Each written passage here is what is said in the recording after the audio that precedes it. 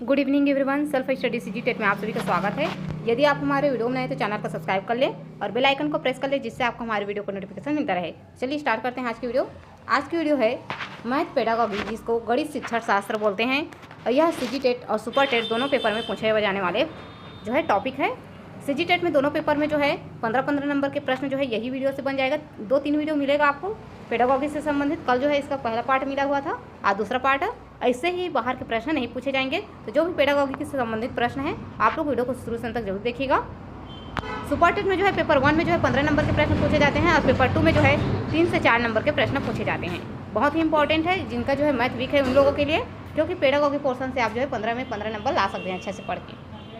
तो यहाँ पर जो है हम पैटर्न बता रहे हैं। कल जो थ्योरी पढ़े थे उन्हीं का आज जो है उससे संबंधित कैसा कैसा प्रश्न बना है उन सभी को रखे हैं, और जो है फाइनल आंसर में जो भी आंसर है उन्हीं के आधार पर रखे गए हैं।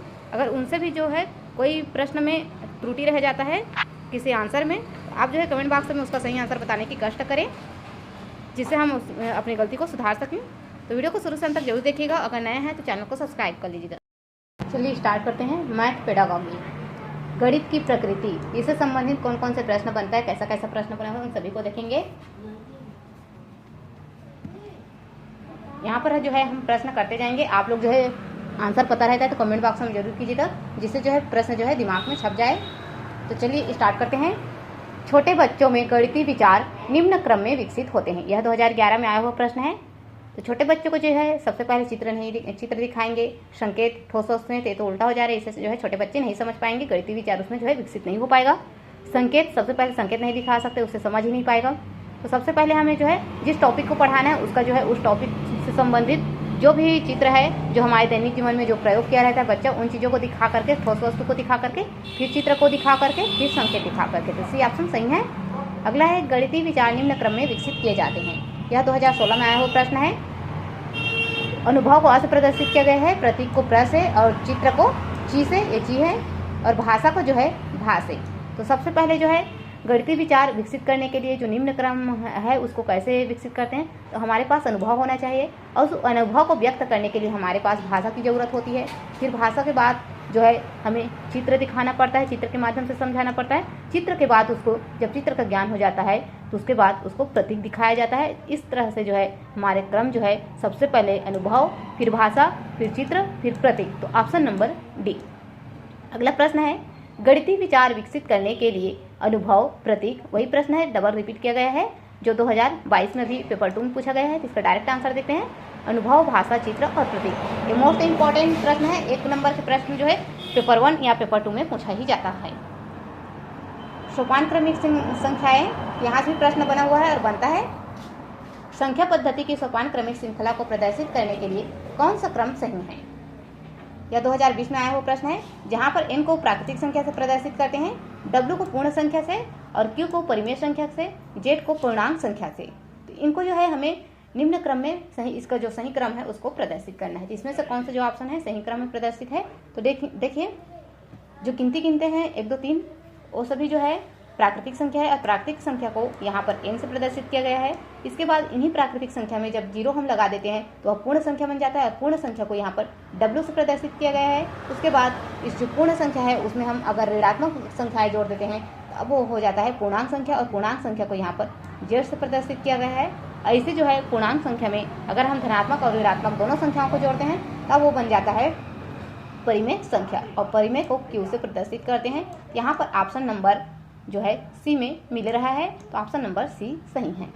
अगला प्रश्न है गणित सीखने की प्रक्रिया आसान हो सकती है। यह जो है 2020 में आया हुआ है। सोपान क्रमिकता के आधार पर शिक्षण योजना बनाई जाए, सभी अवधारणाएं मूर्त रूप से समझाई जाए, व्यापक विचारों का विशिष्टीकरण किया जाए, गणितीय प्रतीकों का कम से कम उपयोग किया जाए।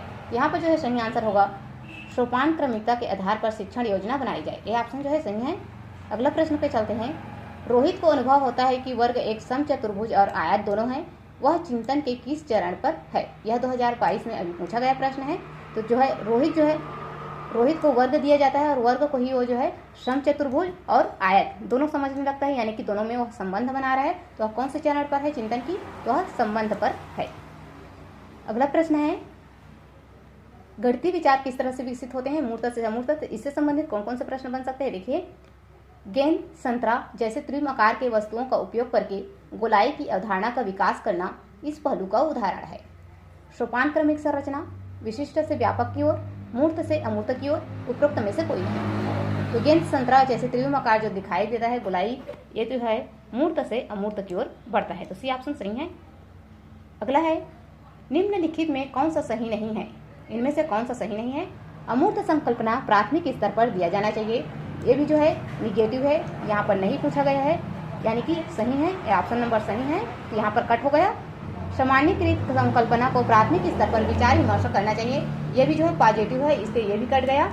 अगला है, स्वयं सिद्ध को प्राथमिक स्तर पर सीखना चाहिए, ये भी जो सही है, इसलिए ये भी कट गया। तो यहाँ पर उपरोक्त सभी दिया गया है, इसलिए उपरोक्त सभी, तो ये सभी जो है निगेटिव पॉइंट है और यहाँ पर नहीं पूछा गया है, इसलिए डी ऑप्शन सही है, क्योंकि प्राथमिक स्तर पर जो है अमूर्त संकल्पना जो है प्राथमिक स्तर पर दिया जाना चाहिए, जबकि यहाँ पर नहीं दिया जाना चाहिए होता, तो डी ऑप्शन सही है।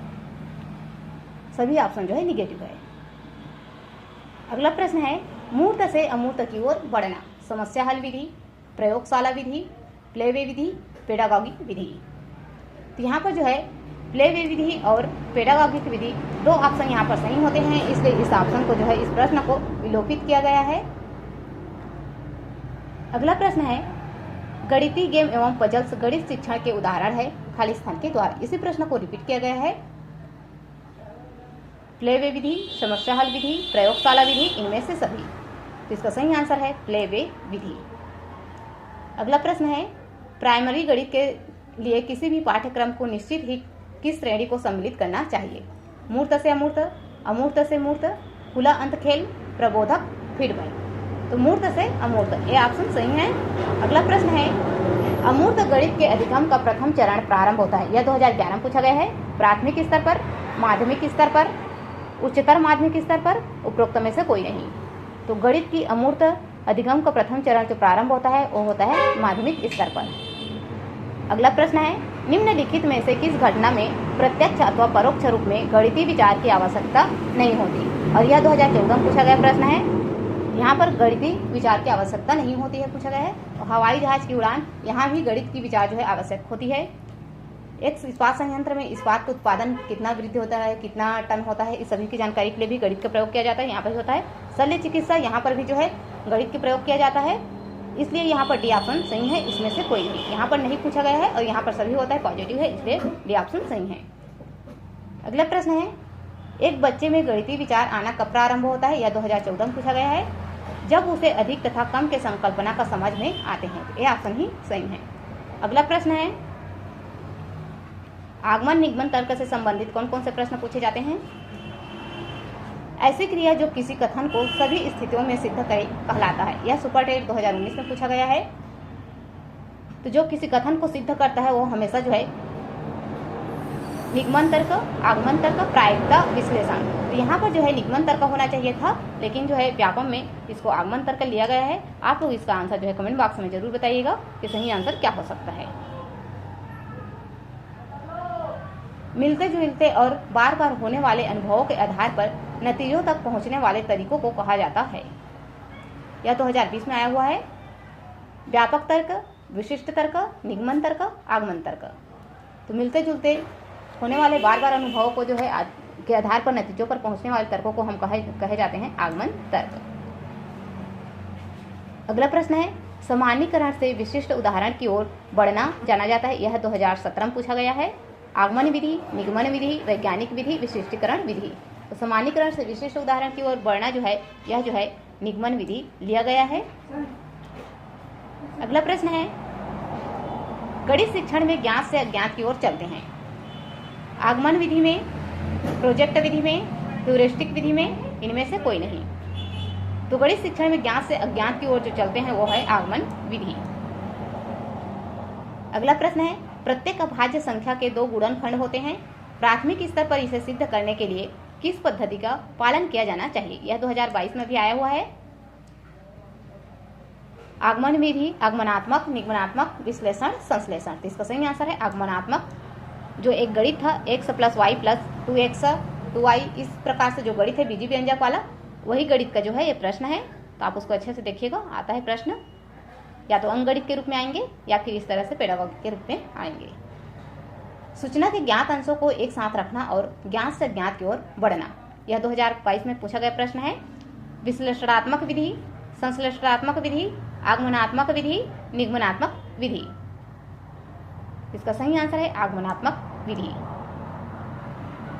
ऐसी प्रक्रिया जो किसी कथन को सभी स्थितियों में सिद्ध करे कहलाता है। यह सुपरटेट 2019 में आया हुआ प्रश्न है। निगमनिक तर्क, आगमनिक तर्क, प्रायिकता, विश्लेषण। तो देखिए यहाँ पर जो है ऐसी प्रक्रिया जो किसी कथन को सभी स्थितियों में सिद्ध करे, यह जो है निगमनिक तर्क होता है। अगर ऑप्शन में डाउट रहे उसका जो है, अगर आपको जो है सही आंसर, राइट आंसर पता रहता है तो आप कमेंट बॉक्स में जरूर बताइएगा, क्योंकि जो है जो भी व्यापम में लिया गया है आंसर, उसी के हिसाब से यहाँ पर हम आंसर लगाए गए हैं। अपनी तरफ से कोई भी आंसर नहीं लगाए हैं। तो जो आंसर आपको गलत लगता है आप कमेंट बॉक्स में जरूर बताइएगा। मापन का परिचय कराते समय एक शिक्षक आगे बढ़ने से पहले सभी सूत्रों को बोर्ड पर लिखता है। यह प्रदर्शित करता है कि यह अनुसरण कर रहा है। यह 2014 में आया हुआ प्रश्न है। आगमन उपागम, निगमन उपागम, प्रायोगिक उपागम, व्यवहारिक उपागम। तो यहाँ पर जो है हम कंफ्यूज है इस प्रश्न में, आगमन होगा या निगमन होगा या व्यवहारिक होगा। तो यहाँ पर जो है मैं व्यवहारिक को उपागम को लगा रही हूँ। आप लोग जो है इसका आंसर कमेंट बॉक्स में जरूर बताइएगा कौन सा आंसर इसका सही है। अगला प्रश्न है संकल्पना, प्रतीक, एल्गोरिदम। संकल्पना से, प्रतीक से और एल्गोरिदम से, इससे संबंधित कौन कौन से प्रश्न बना हुआ है देखिए। 67 में कौन सी संकल्पना आधारभूत नहीं है। यह यह जो है 2019 में आया हुआ प्रश्न है। यह संख्या 67 का प्रतीक संकेत है। 6 का स्थानीय मान 60 होता है। 7 का स्थानीय मान 7 होता है। उपयुक्त में से कोई नहीं। इसका सही आंसर जो लिया गया है वो है ऑप्शन नंबर ए। यह संख्या 67 का प्रतीक संकेत है। तो 67 में कौन सी संकल्पना आधारभूत नहीं है पूछा गया है, लेकिन यहाँ पर इसी आंसर को सही दिया गया है। अगला प्रश्न है कक्षा 1 स्तर के छात्रों को समझने के लिए कौन सी संकल्पना अधिक कठिन है। यह 2019 में आया हुआ प्रश्न है। विभिन्न संख्याओं के लिए संकेतों का उपयोग, संख्याओं की गणना करना, संख्याओं का योग करना, उपरोक्त सभी। तो इसका जो सही आंसर है वो है ऑप्शन नंबर ए, विभिन्न संख्याओं के लिए संकेतों का उपयोग करना। यहाँ पर जो है मोबाइल से खींचा गया है इसलिए अच्छे से जो है क्लियर नहीं दिखाई दे रहे, थोड़ा समझने की कोशिश करिए। विद्यार्थियों को शेषफल की संकल्पना को समझाने का सबसे प्रभावकारी तरीका है। यह 2019 में पूछा गया प्रश्न है। इसका डायरेक्ट आंसर देखते हैं। समान आकार के कुछ घनों को इकट्ठा करके और उनका समूह बनाकर और प्रत्येक समूह में घनों की संख्या को बदलकर तथा दर्शाना कि घन समूह में नहीं है। इस तरीके से जो है बच्चों को समझाया जाता है।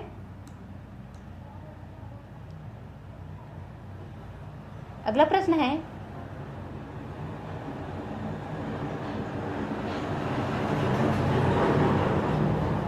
सोच की वृद्धि और गणितीय संकल्पनाओं के विकास के बीच एक निकट संबंध को किसमें स्थापित किया जाता है।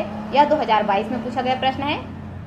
सिद्धांत, हस्तक्षेप, अनुसंधान और प्रदर्शन। तो इसका सही आंसर जो है यहाँ पर अनुसंधान लिया गया है। अगला प्रश्न है मौखिक उदाहरण विद्यार्थियों में किस शक्ति को विकसित करते हैं। विचार शक्ति, तर्क शक्ति, कल्पना शक्ति, उपरोक्त सभी। तो सही आंसर है उपरोक्त सभी। अगला प्रश्न है निम्नलिखित में कौन सी सर्वाधिक सामान्य संकल्पना है। प्राकृतिक संख्याएं, पूर्ण संख्याएं, सम संख्याएं, विषम संख्याएं। तो कौन सी सामान्य संकल्पना है, तो है पूर्ण संख्याएं। अगला प्रश्न है एल्गोरिदम बच्चों में नहीं विकसित कर सकते। ये मोस्ट इंपॉर्टेंट है, यहाँ से प्रश्न आता ही है। ये 2011 में पूछा गया है। रटना, सूत्र, तर्क और समझ, ज्ञान। तो एल्गोरिदम बच्चों में नहीं विकसित कर सकते, तो वो है रटना।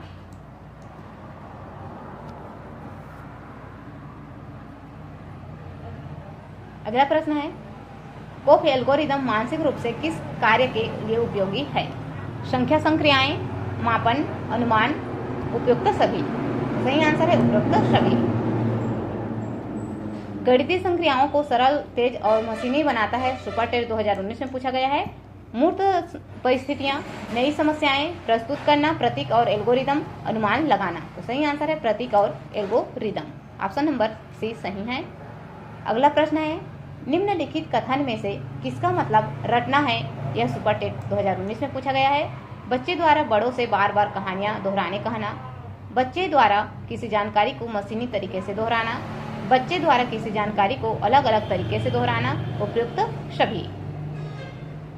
तो इसका जो सही आंसर है वो है ऑप्शन नंबर ए, बच्चे द्वारा बड़ों से बार बार कहानियाँ दोहराने। यहाँ पर जो है निम्नलिखित कथन में किसका मतलब रटना है?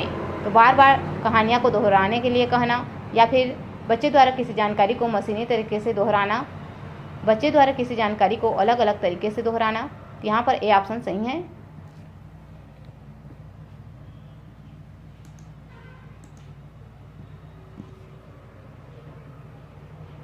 इसको थोड़ा चेक कर लीजिएगा, इसमें ऑप्शन नंबर ए को लिया है या बी को लिया है। यह सुपर टेट में आया हुआ प्रश्न है, इसमें दिख नहीं रहा है अच्छा से कि कौन सा प्रश्न सही दिया गया है। इसको चेक कर लीजिएगा, या तो ऑप्शन नंबर ए होगा या फिर बी होगा। मेरे ख्याल से ए ही लग रही है, क्योंकि दोनों ऑप्शन भी हो सकता है, ए ऑप्शन भी हो सकता है, बी ऑप्शन भी हो सकता है। इसको थोड़ा सा देख लीजिएगा, चेक कर लीजिएगा।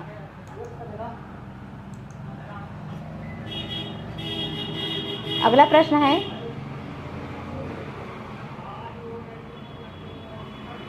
त्रिभुज के क्षेत्रफल की संकल्पना 2019, यह 2019 में आया हुआ है। त्रिभुज के क्षेत्रफल की संकल्पना, मूर्त अमूर्त, ए और बी दोनों। तो यहाँ पर सी ऑप्शन ही सही है।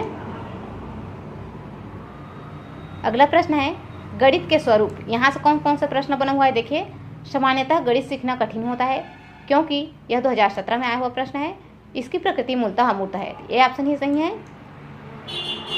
अगला प्रश्न है, सामान्यतः गणित सीखना कठिन है क्योंकि यह 2011 में आया हुआ प्रश्न है। इसकी संख्या, इसकी जो प्रकृति है मूलतः अमूर्त है। देखिए ये सभी जो जितना भी प्रश्न है सभी इंपॉर्टेंट प्रश्न है और सभी से एक एक नंबर के प्रश्न बनता ही है। तो आप सभी प्रश्नों को देख लीजिएगा। मूल्यांकन से ज़्यादा प्रश्न नहीं बना हुआ है, एक दो प्रश्न बना है शायद।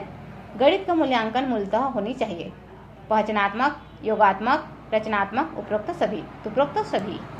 अगला प्रश्न है, निम्नलिखित में से क्या गणितीय शिक्षण के मूल्यांकन का आयाम नहीं है? यह 2022 में आया हुआ है। संचार, स्वरूप और कार्य पद्धति, गणित के प्रति अरुचि, गणितीय तर्क शक्ति। तो सही आंसर है स्वरूप और कार्य पद्धति। अगला प्रश्न है, गणित अधिगम का मूल्यांकन मूलतः होना चाहिए, 2022 में आया हुआ है। निदानात्मक, योगात्मक, रचनात्मक, उपरोक्त सभी। तो डी ऑप्शन ही सही है, उपरोक्त सभी। कक्षा में बच्चों के मूल्यांकन का मुख्य उद्देश्य है, यह 2011 में आया हुआ है। बच्चों का आत्मविश्वास बढ़े, बच्चों के तुलनात्मक प्रवृत्ति की जानकारी शिक्षा को प्राप्त, बच्चों को विषय ज्ञान से समझ बढ़े, बच्चे कक्षा में नियमित रहे। तो इसका सही आंसर है ऑप्शन नंबर बी, बच्चों के तुलनात्मक प्रवृत्ति की जानकारी शिक्षक को प्राप्त। निम्नलिखित में कौन सी संकल्पना अधिक व्यापक है? यह 2014 में आया हुआ प्रश्न है। त्रिभुज का क्षेत्रफल, आयत का क्षेत्रफल, समानता चतुर्भुज और क्षेत्रफल, समानता चतुर्भुज का क्षेत्रफल, उपरोक्त में से कोई नहीं। जिसका सही आंसर है त्रिभुज का क्षेत्रफल। अगला प्रश्न है, कक्षा में रचनात्मक मूल्यांकन है आवश्यक है, कक्षा में रचनात्मक मूल्यांकन आवश्यक है, ये 2014 में पूछा गया प्रश्न है। छात्र के लिए, शिक्षक के लिए, शिक्षा व्यवस्था के लिए, उपरोक्त सभी के लिए। उपरोक्त सभी के लिए। अगला ये लास्ट प्रश्न है, गणित के अमूर्त विचार कब विकसित होता है? अपने चारों ओर के मूर्त विचार से, गणित में प्रचलित मूर्त गणितीय विचार से, ए तथा बी दोनों से। तो अपने चारों ओर के मूर्त विचार से और गणितीय प्रचलित मूर्त गणितीय विचार से। तो सी ऑप्शन ही सही है। यानी कि यहाँ पर जो है जितना भी प्रश्न है इम्पोर्टेंट है, सभी टॉपिक से प्रश्न बनता है, एक एक प्रश्न। तो आप लोग कोई भी प्रश्न को ना छोड़िए, सभी को अच्छे से देखिएगा। यहाँ पर सिर्फ आपको पैटर्न बताया गया है। आप जो है इसमें से कोई भी प्रश्न अगर गलती से जो है आंसर गलत लग गया होगा तो उसके लिए मैं क्षमा चाहती हूँ। आप जो है व्यापम के जो भी फाइनल रिजल्ट है आंसर है उसी आंसर के अनुसार यहाँ पर रखे गए हैं। कोई आंसर इधर उधर होकर के मिस्टेक हो गया होगा तो उसको आप एक बार जो है फाइनल आंसर से ज़रूर चेक कीजिएगा और कमेंट बॉक्स में उसका आंसर बताने की कष्ट करें, जिससे मैं भी अपना गलती जो है सुधार सकूं और कोई भी जो देखेंगे वो गलत ना उसको पढ़ करके उस क्वेश्चन का सही आंसर उसको पिन कर सके। वीडियो को शुरू से अंत तक देखने के लिए धन्यवाद। अगर आगे का वीडियो और चाहिए गणित पेडागॉजी का तो कमेंट बॉक्स में कमेंट जरूर कीजिएगा। वीडियो देखने के लिए धन्यवाद।